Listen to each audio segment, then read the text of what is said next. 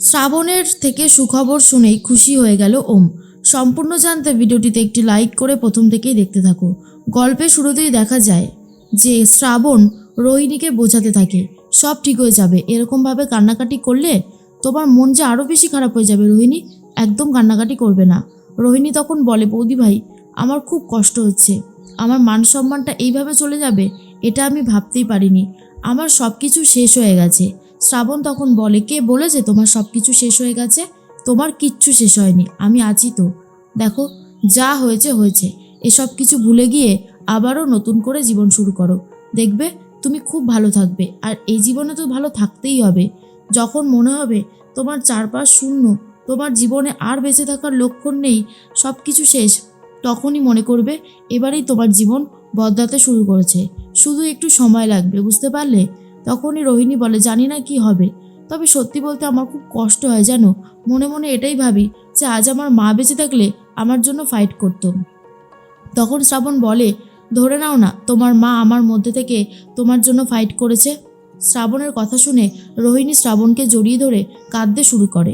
এরপরেই রোহিণী বলে, জানো বৌদি ভাই, এই তুমি যখন এই বাড়িতে এসেছো তার কয়েকদিন পরেই তো আমি এসে তোমার সাথে কি অভদ্রতাই না করেছি, কত খারাপ খারাপ ব্যবহার করেছি, নতুন মার সাথে হাত মিলিয়ে ষড়যন্ত্র করতে চেয়েছি, আর সেই তুমি আজকে আমার পাশে ছিলে, বাড়ির একটা মানুষও আমার জন্য কিছু করেনি। ভাবতে পারো আমার কতটা নিজের ওপর রাগ হচ্ছে।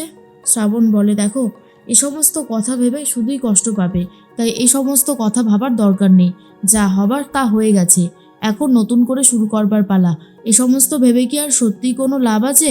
রোহিণী তখন বলে, তবুও আমি যেই ভুলটা করেছি সেটা তো স্বীকার করতে হবে, তাই না? ভুল তো ভুলই হয়। শ্রাবণ বলে, ভুল ভুলই হয়, এসব কথা বাদ দাও। শোনো, সারাক্ষণ কেঁদেই চলেছো, চলো এবার ফ্রেশ হয়ে নেবে, আমি তোমার জন্য খাবার আনছি। এর মধ্যেই রোহিণী বলে, কিন্তু বৌদি ভাই তোমার তো অ্যাডমিশন ফিস এখনও জোগাড় হয়নি, কি করে হবে সবটা? তখন শ্রাবণ বলে, ও আমি ব্যবস্থা করে নেব, ওসব নিয়ে তুমি ভেবো না। রোহিণী আলমারি থেকে দুজোড়া তখন দেখা যায় দুটো বাউটি নিয়ে এসেছে, একজোড়া বাউটি নিয়ে এসে বলে, বৌদি ভাই এই বাউটিটা তুমি তোমার কাছে রাখো, তারপর এটা থেকে তুমি যা টাকা পাবে অ্যাডভান্স করে দিও, না হলে তো হবে না, তাই না? আর তখনই অ্যাডমিশনের জন্য যে টাকাটা অ্যাডভান্স করবে বলে ঠিক করেছিল শ্রাবণ, সেটা যেরকম বাউটি বন্ধক দিয়ে আনবে সেটা শ্রাবণ ভাবতেই পারে না। শ্রাবণ তখন বলে, না না না না রোহিণী, এটা হয় না, এটা কোনোভাবেই হয় না, তুমি কি গো, আমি শেষ পর্যন্ত তোমার মায়ের গয়না দিয়ে এই সমস্ত করবো, এটা কখনোই পসিবল না। রোহিণী বলে, কেন পসিবল না? তুমি তো আমার জন্য কত কি করলে, তোমার জন্য যদি আমি কিছু করতে পারি তাহলে আমার খুব ভালো লাগবে। এটা দাদু আমার হাতে পরিয়ে দিয়েছিল, মায়ের চিহ্ন। দেখো আমার বিয়েটাও তো টিকলো না, আমি এমন অভাগা যে কোনো কিছুই নিজের কাছে ধরে রাখতে পারি না। তুমি যদি এইটা নাও তাহলে আমি খুব খুশি হব বৌদি ভাই, প্লিজ তুমি এই কথাটা শোনো, না হলে যে তোমার অ্যাডমিশনটা বন্ধ হয়ে যাবে, আমি সেটা কিছুতেই হতে দিতে পারি না। এর মধ্যেই চলে এসেছে ওম। ওম এসে বলে, শ্রাবণ। তখনই শ্রাবণ বলে, কি হয়েছে মিস্টার ঘোষ, আপনার মুখটা এমন লাগছে কেন? আর তখনই ওম বলে, একটা খারাপ খবর আছে। শুনেই তো শ্রাবণ চমকে যায় আর বলে, খারাপ খবর? কি খারাপ খবর? আমি তো বুঝতে পারছি না খারাপ খবরটা ঠিক কী। এর মধ্যেই মৃত্তিকার সাথে কথা বলতে থাকে টিকলি আর বলে, শ্রাবণের কাছে ভিডিও আছে, আমি কিছু বলতে গেলেই শ্রাবণ আবার আমাকে ফাঁসিয়ে দেবে। না না, আমি বাবা সেটা হতে দিতে পারবো না।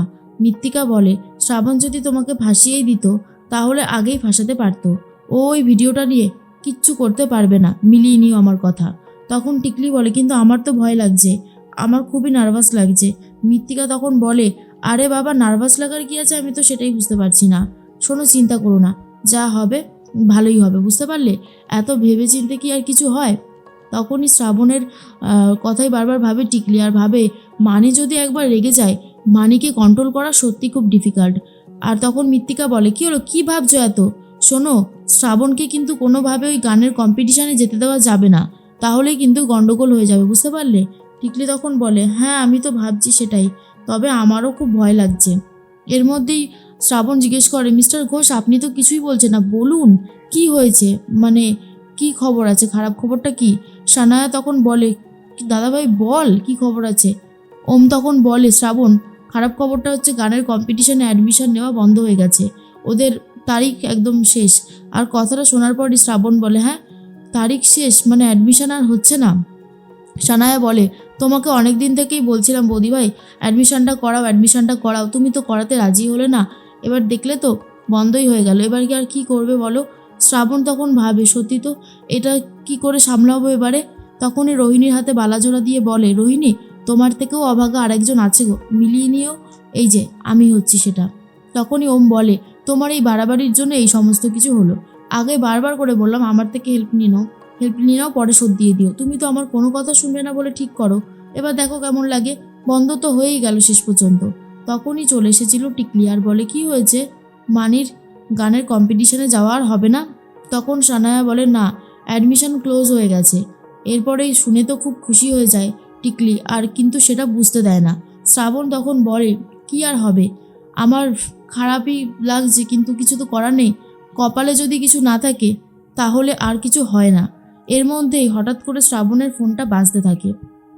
শ্রাবণ ফোনটা ধরেছে আর ফোন করেছিল অ্যাডমিশন নেওয়ার ওখান থেকে, অর্থাৎ ওই কম্পিটিশনের প্রডিউসার, আর বলে আপনার চান্স হয়ে যাবে, আপনি চিন্তা করবেন না, আপনার জন্য ব্যবস্থা করা রয়েছে। এরপরে ওম তখন বলে, কেন শ্রাবণ, তোমাকে কে ফোন করলো আর কী বা বললো?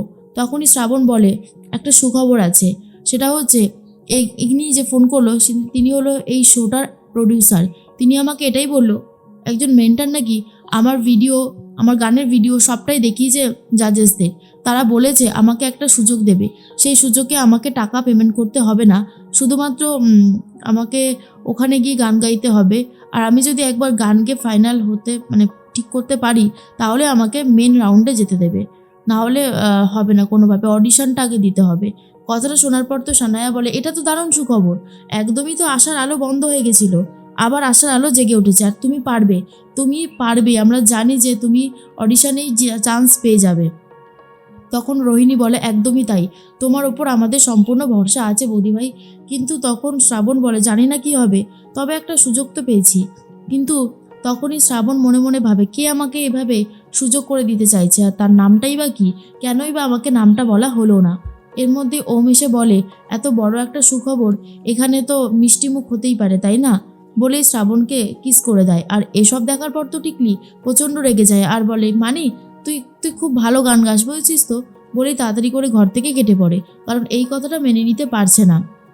শ্রাবণের মাথায় চলতে থাকে, আমার জন্য কে এতটা করবে, আমাকে জানতেই হবে, মল্লার বাবু নাকি অন্য কেউ, কে আছে যে আমাকে সাহায্য করতে চায়। ওম বলে, এত দারুণ একটা সুখবর পেয়েও মুখ বন্ধ করে রয়েছে, কি হয়েছে, কি ভাবছো?